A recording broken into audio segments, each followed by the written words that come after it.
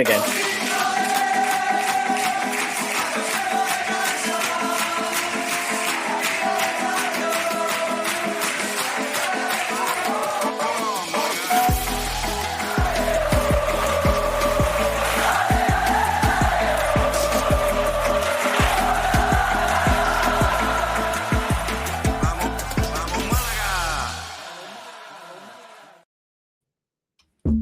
There's water in the Rio, and it's not just Vinny's Ballon d'Or tears.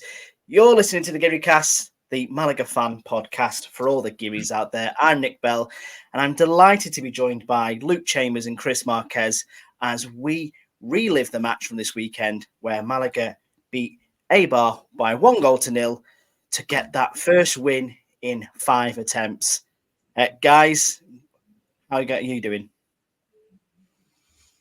I'm very well, Nick. I don't know about in Blackpool, but the weather's been absolutely stunning in Doncaster today, so we may be able to brag over Chris for the first time ever. It sounds like it's very much the Costa del Donny at the moment, but it's not been as nice over here in Lancashire, I'm afraid. But as you alluded to as well, Chris Marquez, we've had thunderstorms, torrential rain, very un-Sol-esque weather where you are, Chris. You've been battering down the hatches, or you've been enjoying it? Because I suppose as well, when you have that much sunshine, sometimes a bit of rain doesn't do the worst for you, does it? I don't really think I mind. I don't either think most people mind, because it has been raining a lot, but that's what we needed as well to survive. Yeah.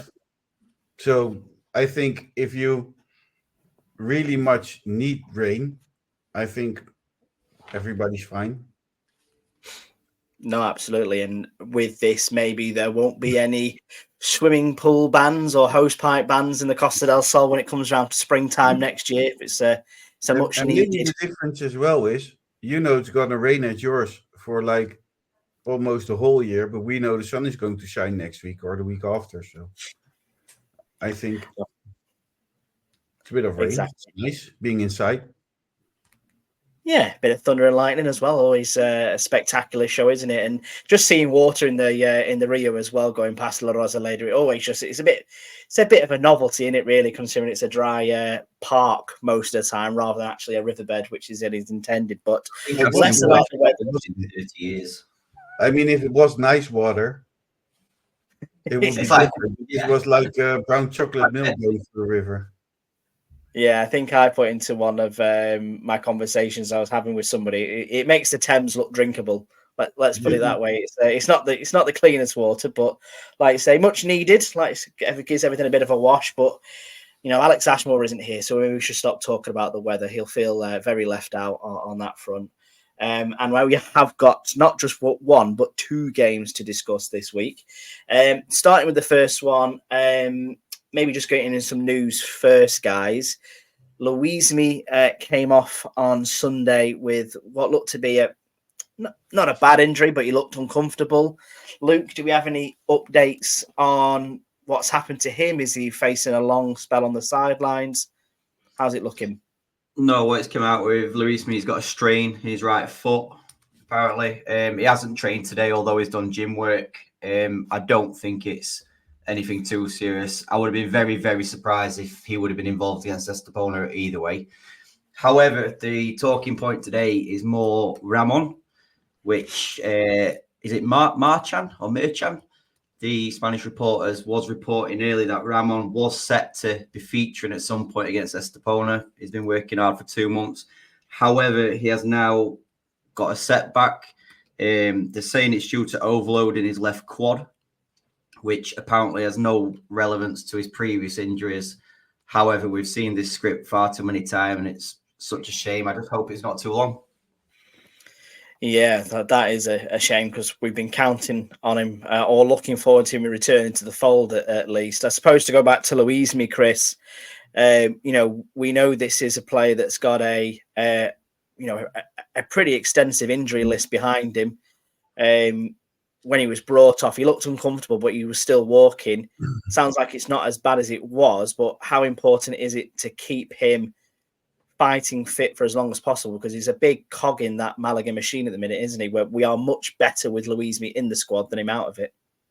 I think he's a very important player in the little time he has been in Malaga. So I don't know. He came back from an injury last week, so I would keep it calm with him and not, I don't know, not put too much in danger his fitness. Yeah, and like you said, Luke, you wouldn't expect him to make an appearance against Estepona, but obviously, Chris, very sad that, you know, Ramon has this setback again, and, you know, at what point do we just think that he is going to be permanently injured? It seems to be setback after setback for the lad at the minute. Yeah. Well, I think we have to be cautious with both Ramon, Luismi, and Haitam when he comes back, and all the other players. I think the most important thing is it doesn't matter if it takes if we keep Luismi 1 or 2 weeks on the side instead of playing him next weekend, because I prefer to be missing him in the next 2 weeks instead of him playing him, and maybe he'll be out for another 4 or 5 months. You just don't know. We have to be very careful. We have a squad. We have a big enough squad to not play him. Yeah, we can really handle that workload, can't we? And it's like you say, we've seen it before where we've, you know, thrown players back in sooner rather than we would have liked to, and it has resulted with them facing lengthy spells on the sideline, which is good for neither the club nor the players. So, fingers crossed that Luismi makes a quick recovery, because he's just such a great player to have in the team, which I'm sure we'll talk about very soon. Going to results elsewhere, Luke, obviously you're our resident score checker on these things at the moment for all things Atletico Malagueño and Femenino. So if you've got some results for us. Yeah, so starting with Atletico Malagueño, it's been another good week for them as they beat Torre Don Jimeno 1-0, and this one again was a goal for Chipete, this time from the spot. So that now means that they're unbeaten all season in, I believe it's 8 games. They're top of the league. They are 2 points clear of Real Jaén. The Femenino, on the other hand, unfortunately lost in Tenerife this time against Santa Cruz. They got beat 4-2. Interestingly, 4 of these goals in the match were scored after the 80-minute mark. But I spoke to Matt about it before regarding the Femenino. They don't have to do some travelling. I think in 4 away games, they've been to Tenerife twice, they've been to Lanzarote, and I think it was Levante Bay. But yeah, Malagueño doing absolutely fantastic again. Yeah, I suppose to maybe pick up on the Malagueño positive rather than the Femenino negative, unfortunately. Chipete on the score sheet once again, Chris, double digits already this season for the young lad. You know, we say young as well, and when you've got players of 17 years old in your first team 11, Chipete's 20, isn't he, or 21? Very early 20s. Why do you think he's not getting the nod yet? I know he made that one brief appearance against Granada away, but you think he'd be ready for it, wouldn't you? He's scoring for fun. But there are 2 things. You have professional football as in Malaga Club, the football first team, and you have the division they play in. I think or he's not ready yet. And of course, when you score a lot of goals at Atletico Malagueño, it doesn't mean directly that you're also a big will be a big striker in Segunda División. So that's the thing. Or Malaga's choosing to, for once, keeping him at Atletico Malagueño, because if you take him away from Atletico Malagueño, that will leave Atletico Malagueño probably again without a good striker, which could result in not going up, and that's what the club really wants over the past 3-4 seasons, because they have been very close every season.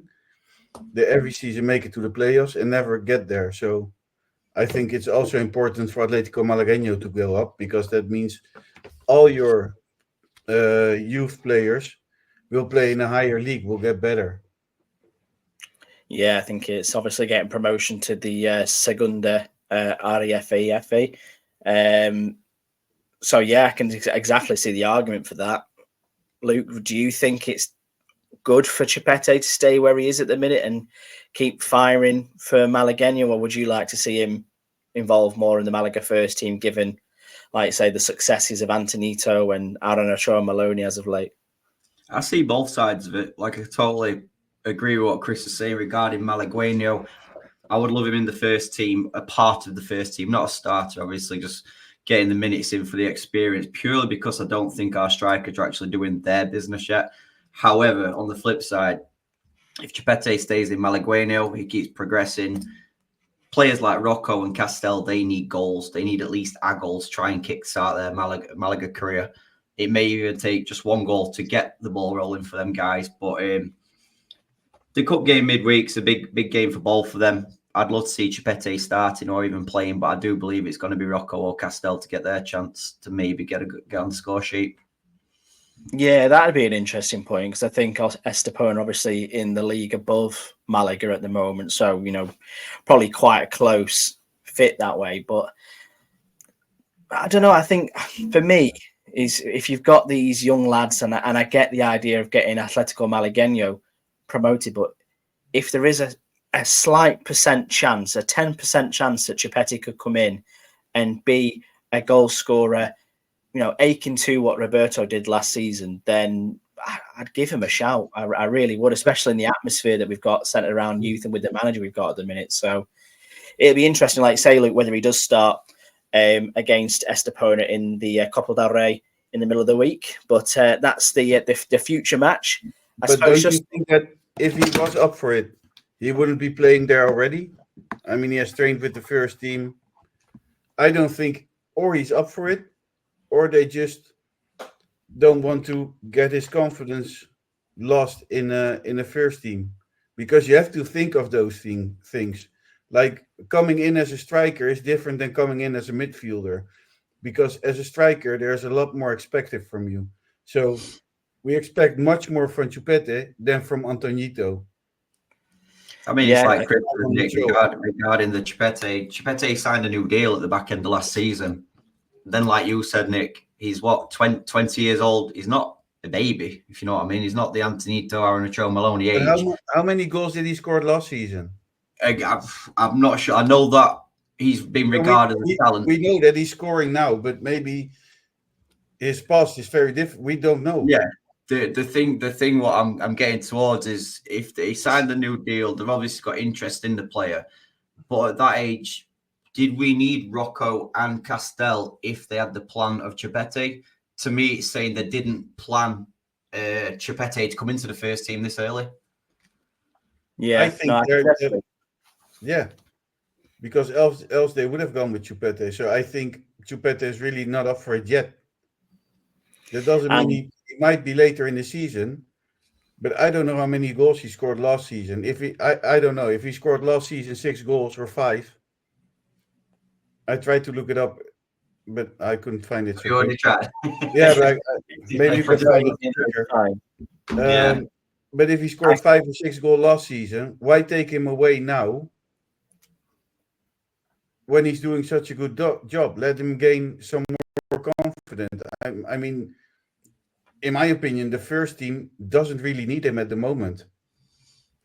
No, and I suppose we've been here before. That's probably the way to look at it as well. And especially at this level in Segunda, we have fast tracked some Malagueño strikers into the first team. When Roberto first came into the Malaga team in the season we got relegated, we weren't excited about him at all, or it might have been the season before we got relegated. Actually, he kind of flattered to deceive, and that's why we had this maybe negative opinion of him at the start of last season. And obviously more recently, Lauren Zuniga, he was another striker for Malagueño who was scoring for fun at that level and just could not make the grade, never mind at Segunda level, but at Primera level. So you need to be guarded against this, being judged on your goals. That's the only thing you're being judged on. Gosh, you are, yeah. Gosh, you are. If Roberto, what's Antonito being judged on? If Roberto last season had got 6 goals but ran his knackers off, we probably wouldn't have been giving him the praise what it was last season. But because he were hitting the back of the net frequently, and rightly so. He took all the plaudits. But like Chris says, goal as a centre forward, you're judged on goals. That's all you're judged on. Absolutely. Well, speaking of goals, we shall move on with the conversation and look at the results around the Segunda Division this weekend, just to see where Malaga end up. So, Chris, I believe you are in charge of the scores this weekend. If you could kindly run us through the results. Definitely. Cadiz kicked this weekend off against Oviedo, and they won 2-0 against Oviedo. Mirandes won 3-1 against Cartagena, and Cordoba won at home against Sede Eldense. On Saturday, 6:30, Real Zaragoza lost against Castellón, where they're having a pretty good season, Castellón, so far. Then Sunday, Malaga kicked off at 2 o'clock. It was the first match on Sunday, and Malaga won. We know that already. I'm going to discuss it later. Also on Sunday, Deportivo La Coruña lost against Racing Club de Santander, and Elche won 1-0 against Burgos. Albacete drew 3-3 against Real Sporting de Gijón, and Huesca drew as well on the Sunday 2-2 against Ude Almería. Then the last match on last Sunday was Granada versus Levante.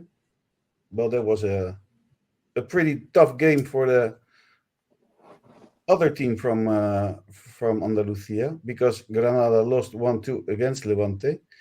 And this round of Segunda División was closed on a Monday night, 9:30. Racing Ferrol kicked off against Tenerife, and that ended up in a 1-1 draw as well. Yeah, so many exciting games knocking around the Segunda. Malaga currently sitting slap bang in mid-table in 12th, which is, I think, we'd be very happy with at the moment, and picking up a vital one, as we've said. Racing away with the league is Racing Santander, if you see what I did there. And also, like I say, a lot of teams are just performing well at the minute. Castellón in the playoffs at the minute just seem to be, maddeningly inconsistent with results, but the fact they're up there is impressive, to say the least. So, yes, thank you, Chris, for bringing us the results from around the league. We're going to now talk about the results that happened at La Rosaleda on Sunday afternoon. Chris, you were there. Luke, you joined me on the internet for a watch-along, which was always enjoyable. I know we spoke about the starting 11. Sergio Pellicer making 7 changes to his starting lineup. What were your thoughts on that starting 11, Chris, with only Herrera, Monte and Luismi keeping their places? I think it made a lot of sense. Also, we have to say that it's coming because we played away last Thursday. So it sounds like Pellicer wasn't happy about the result, and that's why he made those changes. He rested a lot of players on Thursday, and that's why we see a lot of changes this week. I think it's good to start with your strongest team. I don't know why we didn't last Thursday. I think that should be the discussion. I think that's the main discussion. What I have to say is that Puga wasn't fit enough to start the match. So that is one of the changes which was made probably last minute. We don't know. And for the rest, I think it's our best team on the pitch, maybe. Kevin, it might be a surprise. Sanchez is a surprise, Danny Sanchez. Yeah, I was going to say, Luke, obviously it becomes, when you've got such a quick succession of games, for a manager's job, it's to, keep your resources intact and do what the best you can and get the best balance, I think, is one of the big things I would go for. But we were certainly surprised with Danny Sanchez starting, given he's not had the best season. But I was also quite surprised that we didn't see Antonito or Anna Maloney start from the beginning either, considering that, they are two young lads, to be fair. Their recovery is a damn sight faster than, say, someone like Dione or Manu Molina from a Thursday game. Were you happy with the starting 11, Luke? Is it what you expected? Yes and no. The more I look at the team, I like the team. Originally, it caught me a little bit off guard purely because, like we spoke about, Nick, only Luis Mí was added to this team from last season's squad. The starting 11, every single player played for Malaga besides Luis Mí last season. And we know throughout the season, we wasn't actually that good last year. So to come up against apparently a top team in Eibar, I was quite concerned about it. However, the more I do look at the team, it's not a bad-looking team at all. I believe, like Chris said regarding Puga, Victor Garcia wasn't even on the bench on Sunday. So I believe he's picked up a knock. Can't be too serious because they haven't spoken about it. So again, maybe Danny Sanchez wasn't originally in the plans, but was put into there. Quite concerning, to be honest, though, regarding our new signings when Luis Mí is the only player who's actually stamping his authority in this team. You've got Lebete and Rocco didn't even get on. Castell's playing bit parts. I don't know. You guys concerned about the new signings? We have Pastor who played a decent amount of matches. Yeah, I think Pastor fits into that centre-back rotation policy, which Sergio Pérez seems to have. It's not often you'll see him keep the same back two for a run of 2 or 3 games in that front. So I think he's one alongside Luis Mí. But I think you're absolutely right, Luke. I've been impressed with Lebete when I've seen him, but again, he's got that youth and that energy about him because he's a young player and he's experienced at Segunda as well. Let's not forget. So I'm surprised that he's not pressing the likes of Kevin or David Larrubia for a starting place. But I suppose when you look at the way that Larrubia and Kevin started in this first half, you can also see he's up against it a little bit, can't you? So I also think that it's a bit ridiculous to rest so many players on Thursday because it doesn't make any sense to me. You're playing against the bottom of the table. If there's one match you want to win, it's that match against Tenerife. We mentioned it on the live streams, Chris, regarding resting players and so on. Is Tenerife away the game to rest players, however, take all the squad? I mean, you're flying 2 hours to Tenerife. Yeah. Did any player who was rested benefit for sitting on the bench after making the flight, etc.? Surely, if you go, you play. You play there to win. How many teams play Conference League, Europa League, Champions League? Are those players being rested during the week? And they play a hell of a lot more games throughout the season, Champions League than Malaga. I mean, this was our first time against Estepona game of the season, wasn't it? So it was a little bit baffling in my eyes. Yeah, it seems very overcautious from Pérez to take that approach, and like you said, Luke, to go all that way and to just sit in the stands. I get that the Helidoro is a difficult place to go to at times, but not this season. We could have had 2 more points. Yeah. Then we would sit then. In which position would we sit then? I think we'd probably be in 11th or 10th. Yeah. So it may be something that comes back to bite us. I don't know, but I suppose from this game against Eibar, as you've alluded to, Luke, this is one of the teams which are considered one of the best teams in the league. They're not a big club in stature, but they are in reputation. The last 3 seasons they've made the playoffs and been the proverbial bridesmaid of Segunda. We noted that they'd had a lot of changes in their squad over the summer. They'd lost the likes of Stoichkov, but they've managed to keep Batista. They've managed to keep Mateo Pereira. They looked okay to start with, to be fair. They looked like they came to play, which is, not been the usual approach from away side so far at La Rosaleda this season, isn't it? Yeah, for me, Eibar started comfortable with the ball. I can't say that they troubled us too much, but other than a decent save from Herrero after 10 minutes, I think it was. The only concern for me was how deep we were. I think we mentioned it, Nick. Malaga wasn't really looking to play out Dione were left isolated. I don't know if it were a tactic to soak up a bit of pressure first. But yeah, that was the only concern. I don't think there were too much in the game, and I think we jumped on it quite quickly, Nick, that it was actually a good game to watch.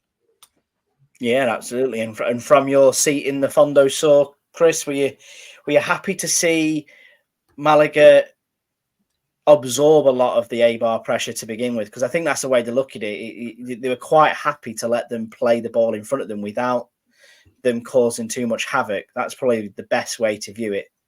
I think Malaga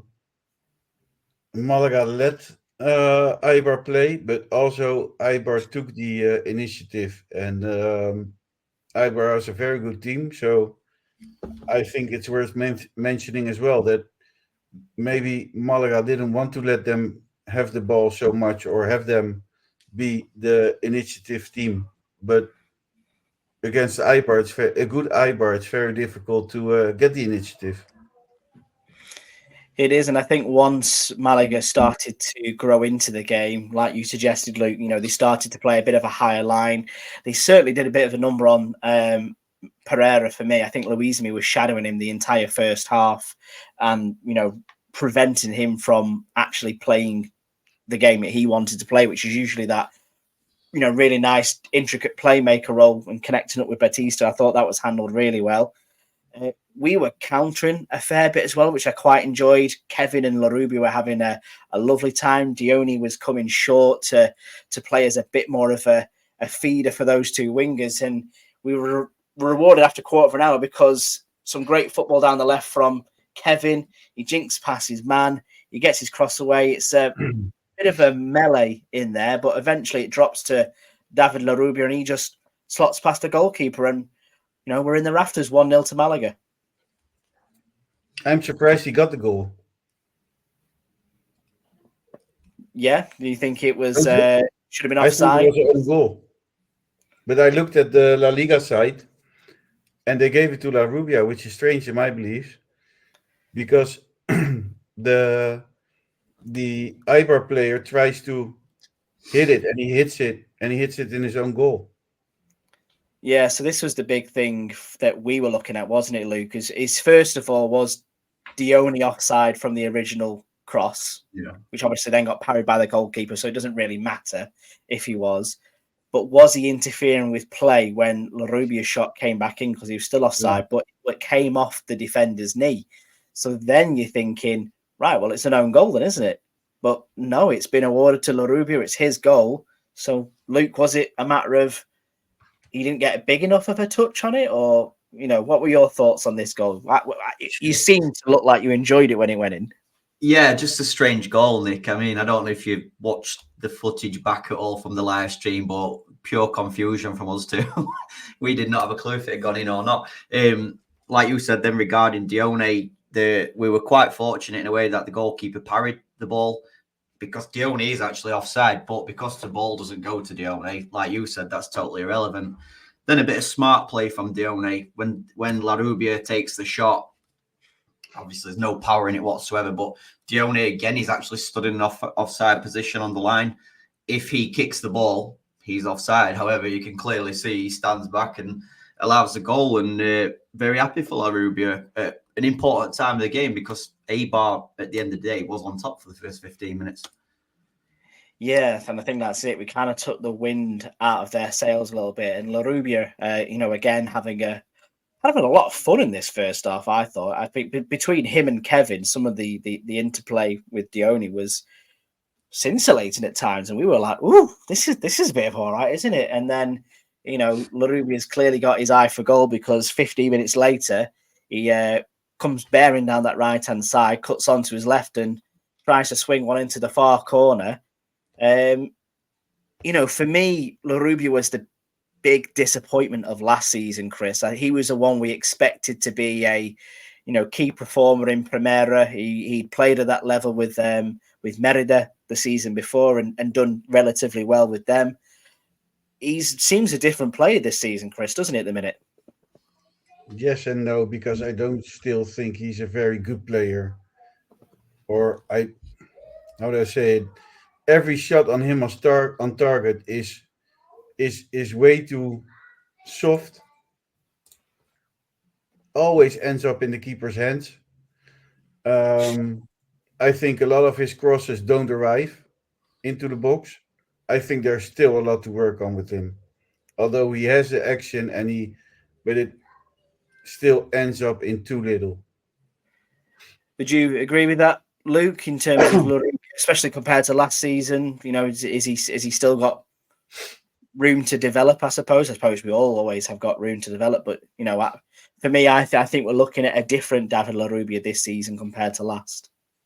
Yeah, I think he seems to have a bit more fire in his belly. I think there were many games last season where you watched his performance and a lot of time he looked disinterested or not good enough.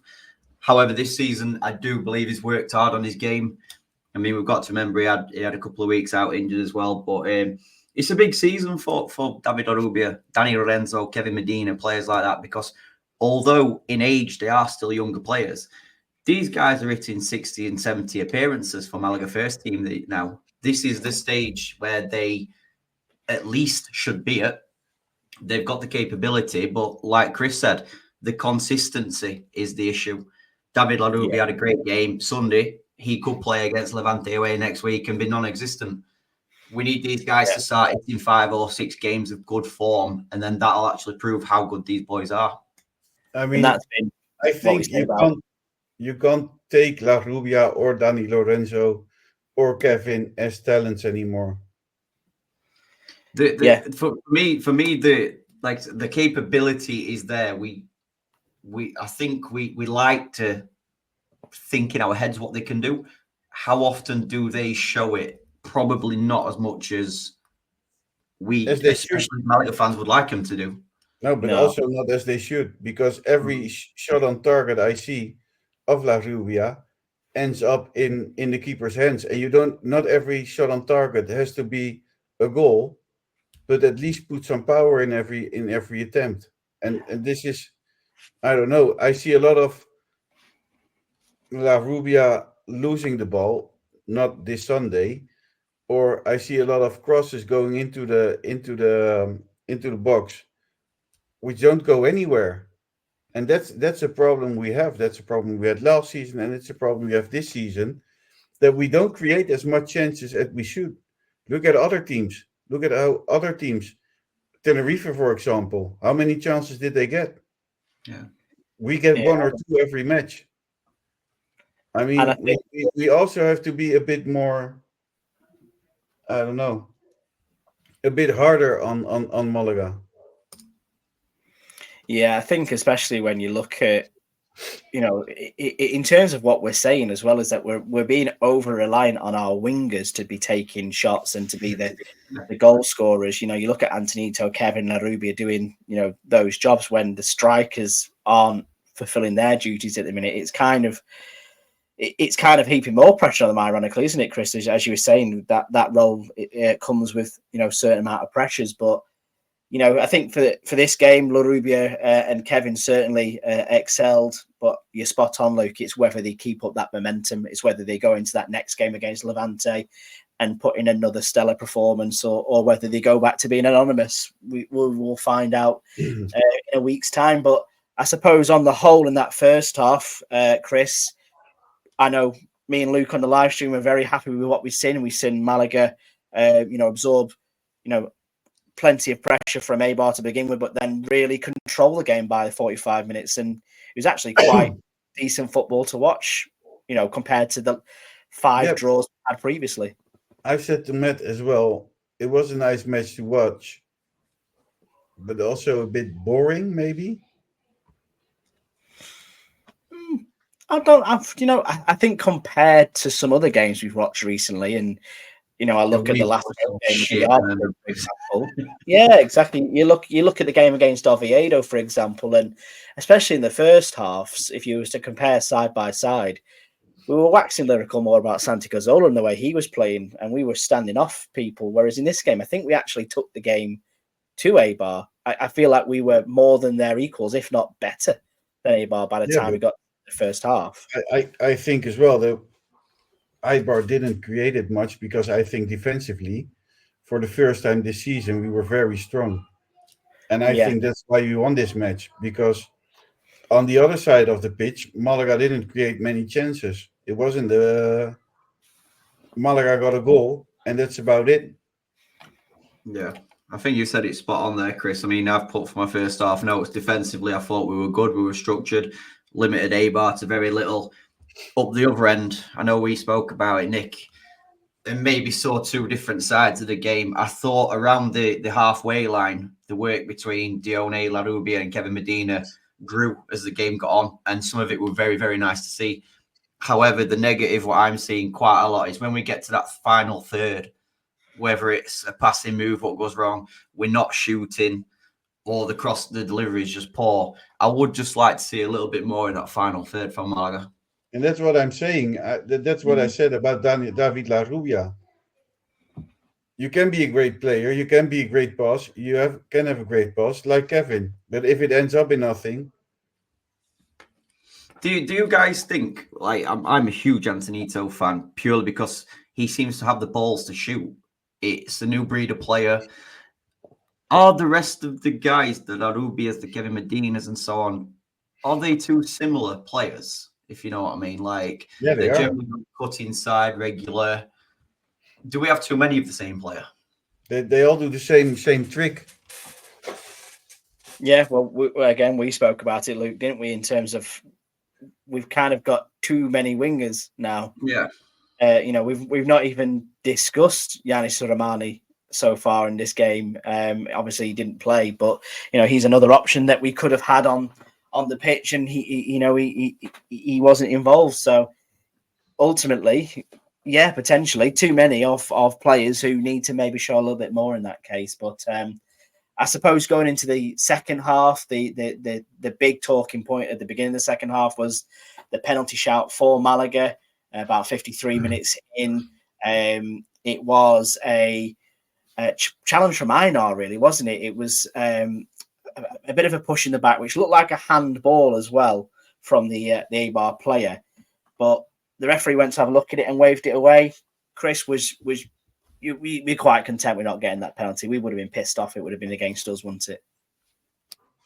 I don't know. Because I saw it in the stadium and I saw it afterwards. I saw the VAR thing. I don't know. In the stadium, it looked very much like a penalty. Was it a foul on forehand? Because if it wasn't a foul, it would be a penalty. Because if it goes to VAR, something is there, isn't it? I think what they were looking at initially, because it seemed a bit 50-50 for me, Luke, watching it on the television. Was it the potential that it was going to be a goal score opportunity to be knocked on to Dione, or was it the shove in the back? I couldn't really tell what they were looking for, given the penalty, to be honest with you. But it felt soft to me, if I'm being perfectly honest. And like I said, if it happened at the other end, I would have been really aggrieved if it had been awarded. Yeah, I think that's the question we asked ourselves to clarify it. If that were against Malaga, how would we feel? If anything, I was quite surprised that they even brought it back. I don't think they're a clear and obvious error from the ref. And the more we watch the replays, understandably, Chris, in the stadium, you guys get one good look at it. On the replays, to me, it's a very, very, very soft foul. Don't get me wrong. If anything, it's more Danny Lorenzo who's making the foul. He maybe leans into the Eibar player, but that's also what it ended up with. Yeah, for me, the referee got the initial call right. I don't think that's a penalty at all. Yeah, no, I think I agree with you on that one, Luke. And I'm sure, like say, as you mentioned, in the stadium, I know Matt texts us saying, "Was that a penalty?" We don't know from this end. We've just had this VAR check, and that's about it. But I think, yeah, we would have been very lucky if we managed to get that. And understandably, if we had, we would have been elated as well, because it gave us that opportunity to get a second goal, which I think we very much needed in this game. We certainly went looking for it. Dan Lorenzo had a pop. I know Kevin had a chance where he cut in from the left-hand side and tried to bend one into the top corner. Then, inevitably, Eibar tried to get a foothold in the game, and the onslaught comes, don't they? They start to pile on pressure. They make changes. We start to sit back more and get a lot more deeper. It was quite relentless for a little while, wasn't it, Luke? It seemed to be quite good that we were being so defensively solid. Yeah, it was pleasing to see. I mean, in terms of onslaught, maybe the onslaught what we predicted didn't fully come. I can't say Herrero made too many saves or anything, but Eibar definitely had a lot more of the ball. But yeah, zero concern, to be honest. I think, again, like Chris said earlier, defensively, I think we're in complete control of the game. Obviously, Manu made the clearance off the line from the looping header. Very, very standard. But again, Malaga dealt with the issue well, and we then started to look a little bit more dangerous on the counter-attack as well, as Eibar were absolutely wide open. I think it's the second time in 2 weeks that Molina holds a ball from the line, isn't it? Yeah, again, I think he had a brilliant match in this one. I think he's one of our standout performers of this season so far. I suppose as well, we started to weather it in the last 5 to 10 minutes when we decided to bring Pastor onto the pitch, and we went with a back three, which is fun. Back three with wing backs against Eibar is always good. But Chris, in terms of Eibar's performance, then, were you impressed with them at all? Or, me and Luke spoke at length in the pre-match about this. They're a team that have been at this level for a long time now. They've had the chances to get promoted to La Liga. They've not taken them. They've had a big swing around in players. Are they looking down the barrel of maybe mid-table obscurity this season, judging by from what you've seen? I don't know, because there's a lot of quality in that team. They're just missing the quality to score goals. If they had goal-scoring players, they would be probably playing on top of the league now, because they have a very strong team. Yeah, definitely. I'd say obviously they've got Batista up there, who scored, I think it was something like 17 goals last season in Segunda. He seems seemingly hit the ground running as of late, but again, probably the same with us. Your strikers are only as good as your service, and I think that's what was missing for Eibar in this game. They weren't engineering the opportunities for their main goal scorer, were they, Luke?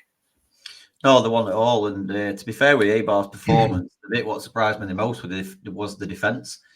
I expected a very structured defence, but we commented a few times, Nick, they were wide open, and that's why Malaga looked more dangerous on the counter-attack. And I fully believe against a more attacking team, another team would have scored 2 or 3 against Eibar.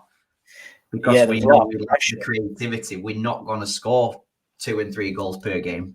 Yeah, it was mad the amount of times that we managed to rob the ball off their centre-back in their own half when they're trying to play out from the back. I was a bit like, you lads haven't learned a thing. Route one it. If you're playing under this much pressure, fucking go long. If you guys remember... I was thinking about what you guys have said, like you're as good as your strikers, Malaga not scoring many goals.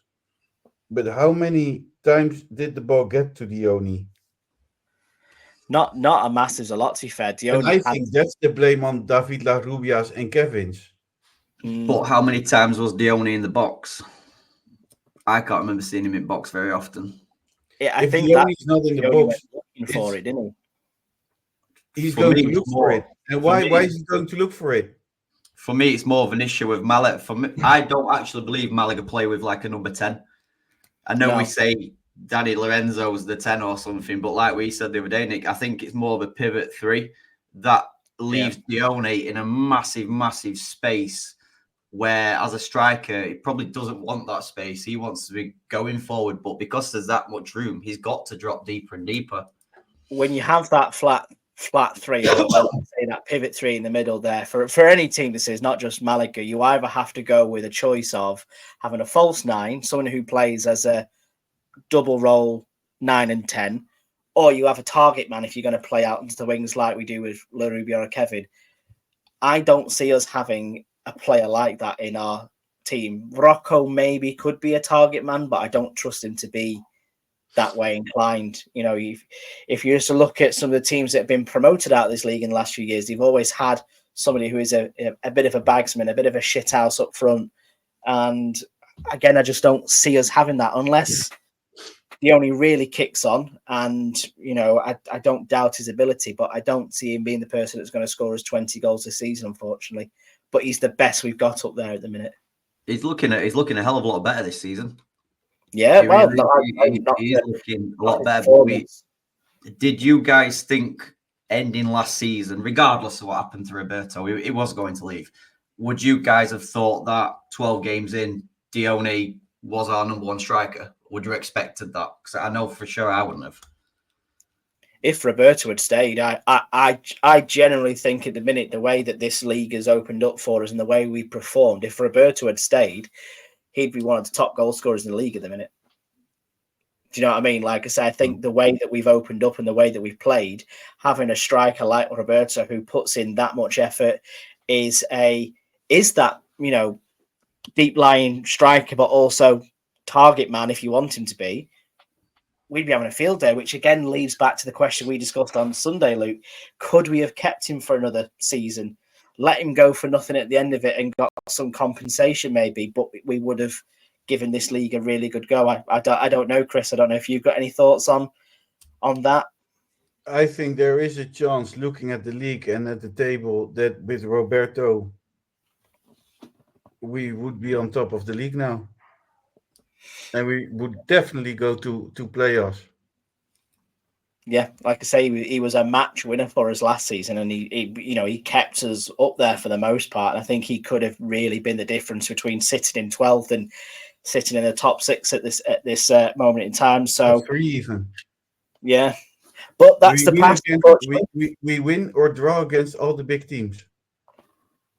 Well, you look at the league and the fact we've got 8 draws, 3 wins and 1 loss says it's down to granular or very fine margins. And whether we like it or not, he was a player that could quite easily change a draw into a win, on a sixpence. So yeah, it's obviously not to.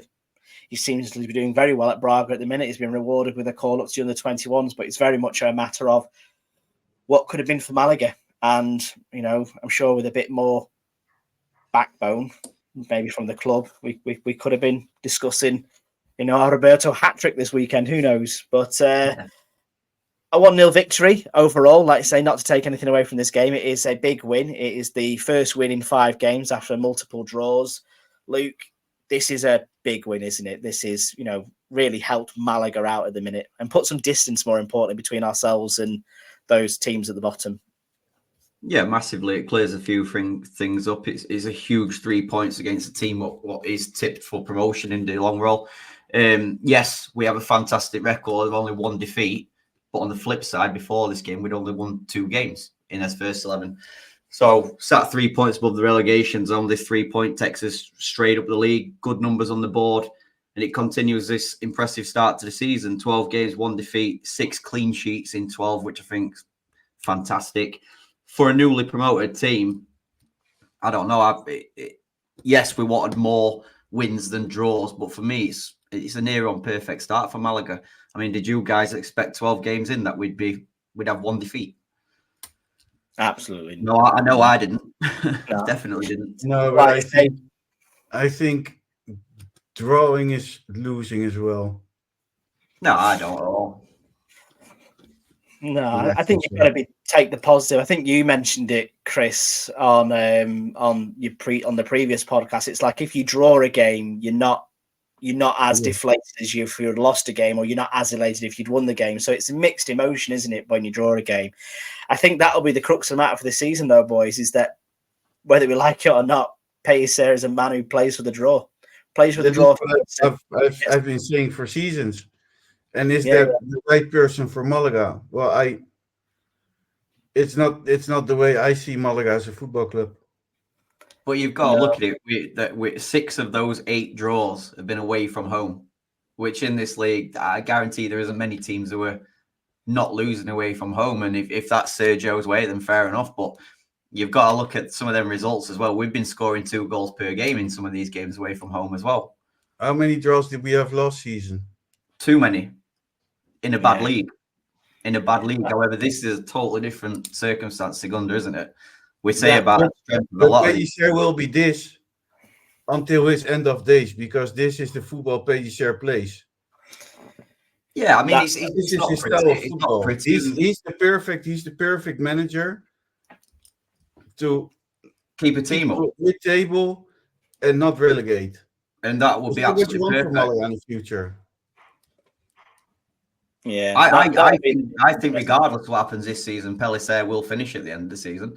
And if he can keep us above that relegation zone and pass it on to the next man, I'll take that 100%. it's a big part of it as well if you think about it, and it is to think about it logically a little bit. And I think that's what Sergio Pellicer does. But if you draw 23 games, which is half the season, you've got 23 points there, which is halfway to your tally of 46 or to close to 50 for staying up.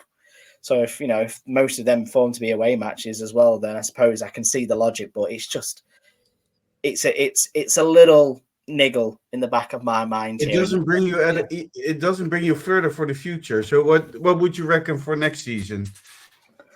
Sign another year of Pellicer?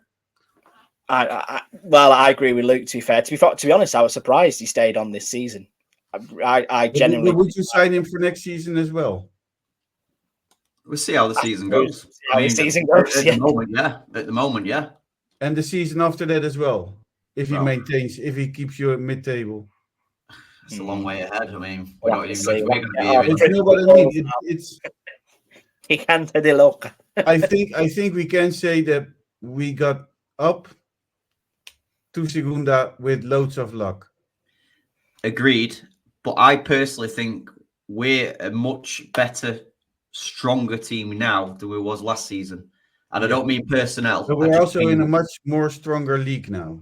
Yeah, and I think we've adapted to it. I mean, me and Nick spoke on Sunday. How many times last season did we say it took Malaga 45 minutes, 60 minutes to actually wake up and get in the game? At least now they're realizing, hold on, in this league we haven't got that amount of time. If we don't turn up, what I'm trying to say is, minutes. last time we had Pellicer as a manager, he did the same thing. He played this style of football, going for the draw. After Malaga, he went to Fuenlabrada. He did the same trick again, going for the draw. Don't you think you need something to look up? Isn't that the way? But what would have happened if Pellicer? Do you want to be a mid-table club forever? I want a mid-table club for now, and that's all I care about for now. I'm going to twist my little mustache here and say something really controversial. I don't think this league is harder than Primera. Yeah, that is my genuine opinion. I think there are better players in it, but I think the style of play, the way that the game is approached at this level, is nowhere near as dogged and as horrible and as turgid as Primera, which is what makes it more difficult, which is why teams struggle to get out of it. So which is why I think we're actually thriving more this season than we were last season. You know, like you say, to have only lost one game is really, really impressive. And the players look better than they did last season as well. So that's just my thoughts around that. I don't think you can ever compare the two. That's you don't have to compare them, but you can compare somebody's style of play. You can, and what Pellicer will do, he's not bringing you to Primera División. He's not bringing you to the playoffs. I think in Segunda, because he's not the type of manager who's looking to win matches. He's trying to not lose matches. Yeah, which is a very pragmatic approach to things. And I suppose it depends. I suppose it's down to personal opinion more than anything as well, which is the big part of it. But anyway, that'll be a discussion for the end of season podcast, depending where Malaga end up in the league and how we summarise Pellicer's performance. But I suppose I want your opinions on the performances this week. So I will ask you for your chumbos first. Luke Chambers, this is a difficult task, but have you got a chumbo for this match against Eibar? Like you just said, really hard one this week. I don't think anyone particularly had a bad game. Maybe a harsh one, but I'm going for Daniel Lorenzo. I think in the centre, Luis, me, and Manu bring a hell of a lot more to the game. And Danny Lorenzo missed an absolute sitter in my eyes, 7 yards on the rebound from Kevin Medina. So yeah, harsh, but for me, it's Danny Lorenzo. Yeah, I'm going to join you in that assumption. I think we spoke at length about Danny Lorenzo before the game and certainly during it. Just doesn't seem to be hitting his level at the moment. And when you are pining for Aaron Achor-Maloney to come on in his stead, kind of says everything you need to know about his performance. It wasn't a bad one, but it wasn't a great one either. So, Chris, your chumbo for this game? I'm also going with Danny Lorenzo. Yeah, He clean sweep. goes very unnoticed every match. Yeah. I think that's it, and I think we weren't surprised to see him start, but we said in previous podcasts that he's just anonymous at the minute, isn't he? He just doesn't seem to be contributing to the same levels that some other players in his position are. So that is a chumbo for Danny Lorenzo in this game. So I will turn to Biznagas. This one should be quite fun. Luke, I'll go to you for your Biznaga for this match. I could have given it to anybody. A lot of players, to be honest, thought the defence had a very, very good game. For me, though, I'm going for David Larrubia. I thought he had a very, very good game. He looks hungry. The fans on our Biznaga vote also went with Larrubia, who got a huge 64% of the votes. The question now is just, has he got that consistency to keep it going? I'd love to say that he will have, but this performance on Sunday shows that there's a player in there in my eyes. Yeah, absolutely. And I think, like you say, honourable mentions wise, from my perspective, you could hand them out left, right, and centre. Both centre backs, excellent. Luismi, whilst he was on the pitch, excellent. Kevin and Larrubia for me in that first half were great. But I've got to go with my boy, haven't I? I've got to back my man whenever he's playing so well. So I'm going to stick with Manu Molina on this one and just go. He's going from strength to strength, and he's performing way beyond even what I thought he could do at this level. So, I'm going with Manu Molina. Chris, anybody different from Larrubia or Manu? I was going with Manu Molina as well. There we go. Any particular reason why? Do you enjoy the way he's playing and the amount of running that he's doing at the minute? He does a lot of running. He is important on the center of the pitch. I think very important. A lot comes from him. He also contributes a lot at the back. Getting a ball off the line, 2 balls off the line in 2 weeks. I think that's something insane. So he really deserves it, in my opinion, because he's everywhere. Yeah, and him and Luismi look brilliant together as well, don't they? As far as a partnership is concerned. There's a real structure there, real structure. I know Guerrero and Antonito are going to take all the plaudits for goals and saves, but I think Manu this season's been different class. He has. Yeah, no, he's seemingly picked up where he sort of left off from last year as well, which is always good. So, we'll give that one to Manu Molina then, 2 votes to 1. So that was our review of the Eibar game. We'll briefly just turn our attention in the last couple of minutes to this midweek Copa del Rey tie against CD Estepona. This game isn't going to actually be played in Estepona, just in case you're not aware. In the Copa del Rey, the team which is higher up in the football pyramid always plays away from home. Estepona's ground isn't suitable at this moment in time to host a match like this against Malaga. So we will be playing in La Línea, in the new stadium there, which is home to Real Balompié Linense, just across the border from Gibraltar. This is an interesting side. There was rumours in the summer that Ronaldo was interested in taking charge of them and in terms of owning the club after he left Real Valladolid. He wanted to put Julio Baptista and Roberto Carlos in as a management duo. Didn't quite come off. They've now got an ex-Wigan manager or Wigan player in charge, sorry. They're having an okay season. It's not the best, but it's not the worst. What can we expect Malaga to come up against this midweek game, Chris? I hope a B team of Malaga. Yeah. I just think throw away the cup. You're not going to win it. You will next round. Now it's fun because you're playing an hour away from home. but next time you will end up playing somewhere at the border of France, playing a shitty team of the third or fourth division, and you will probably win again, and then you will be going to, I don't know, what's another shitty place in Spain? There are no shitty places. No, Chris. We tell Chris lives in Lanza Road to play there, and I only see trouble in already busy schedule for Malaga. If we already have to rest players when we play Tenerife midweek, then maybe we have to give the cup away already.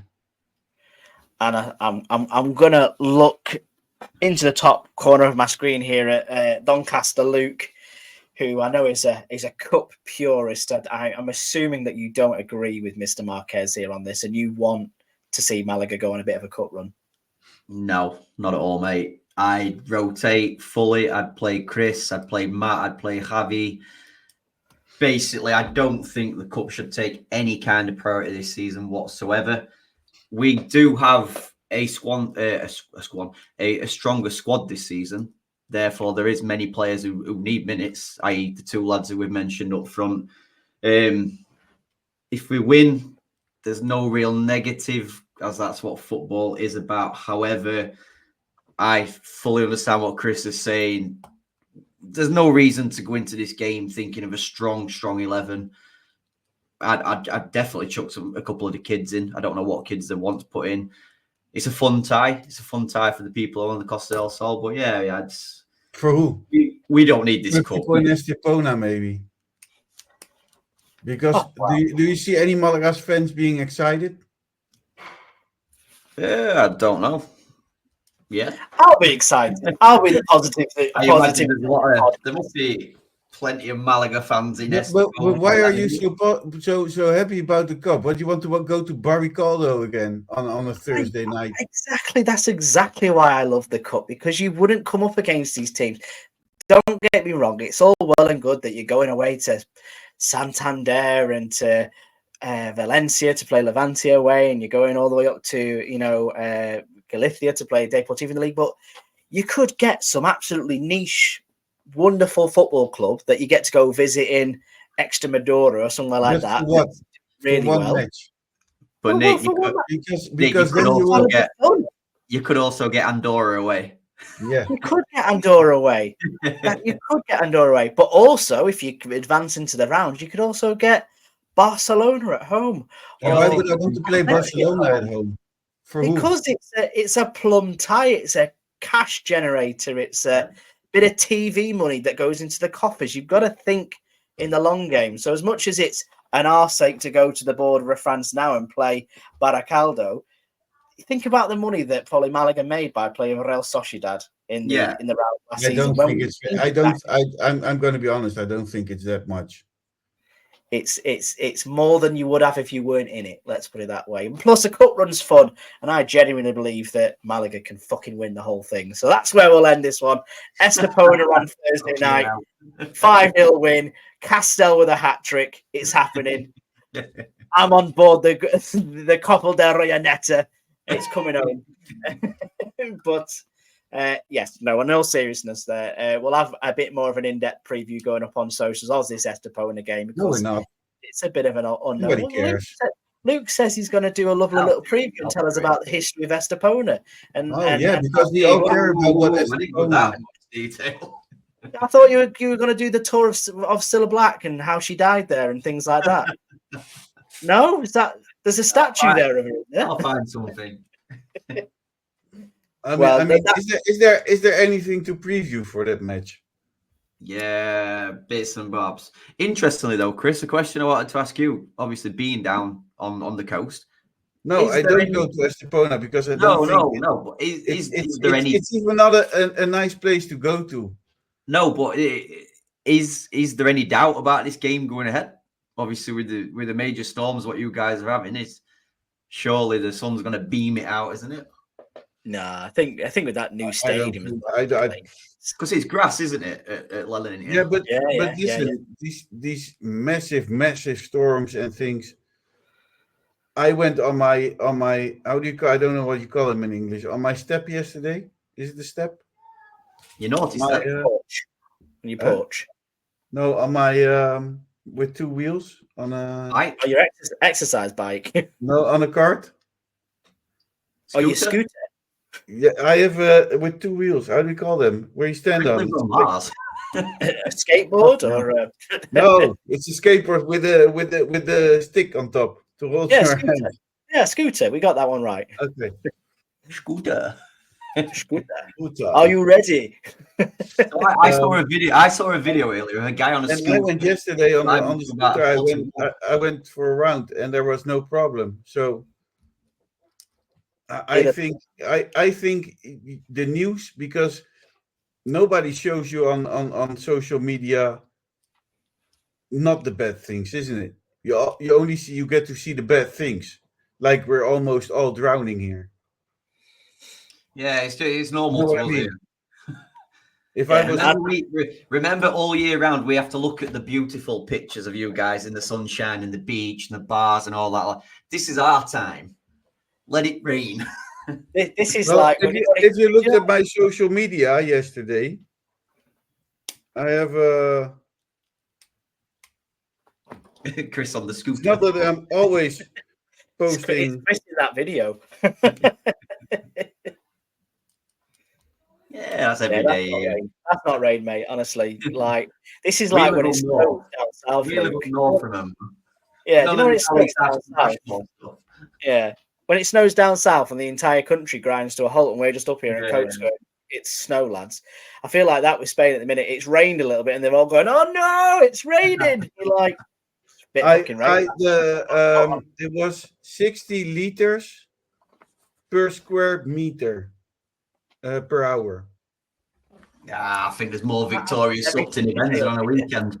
Yeah, that's what Is it's that much? I don't know. I don't know if it's much, but 60 liters per. I emptied my pool, so my pool was empty last week, and it's now half full. I'm just amazed to see water in the Rio Guadalamedina. I've never seen that often, at least anyway. Yeah.